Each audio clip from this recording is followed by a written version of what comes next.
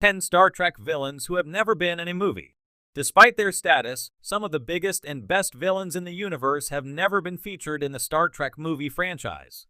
Two of the franchise's best ever movies, Star Trek II: The Wrath of Khan and Star Trek: First Contact, gave big screen upgrades to the TV villains Khan Noonien Singh, Ricardo Montalban, and the Borg Collective.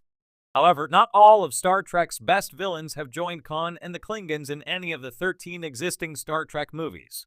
Looking across the movie franchise from Star Trek, the motion picture, to Star Trek: Nemesis, it's striking that the Romulan Star Empire never featured as principal antagonists.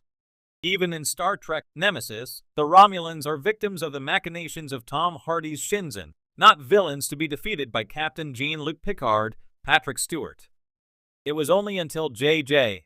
Abrams' 2009 Star Trek movie that the Romulans became central villains, courtesy of time-traveling villain Nero, Eric Bana.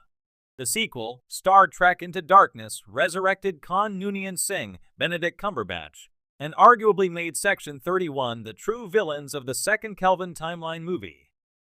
Repeating Khan's story was controversial and seems even stranger when looking back at the wealth of Star Trek aliens with untapped movie potential.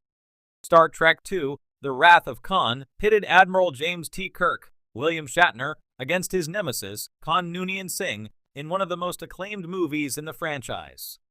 Interestingly, when the Star Trek: The Next Generation movies did attempt their own version of Khan, it was with Tom Hardy's Shinzen and not John Delancey's Q. It may be that Star Trek: The Next Generation's finale was seen as the end of Picard and Q's story as humanity's trial came to an end. However, the prospect of Q pitting Picard and Kirk's enterprises against each other could have really livened up Star Trek Generations. Lore, the evil brother of LT, Commander Data, Brent Spiner, was disassembled at the end of TNG Season 7, Episode 1, Descent, but it would have been easy enough to rebuild him for one final outing.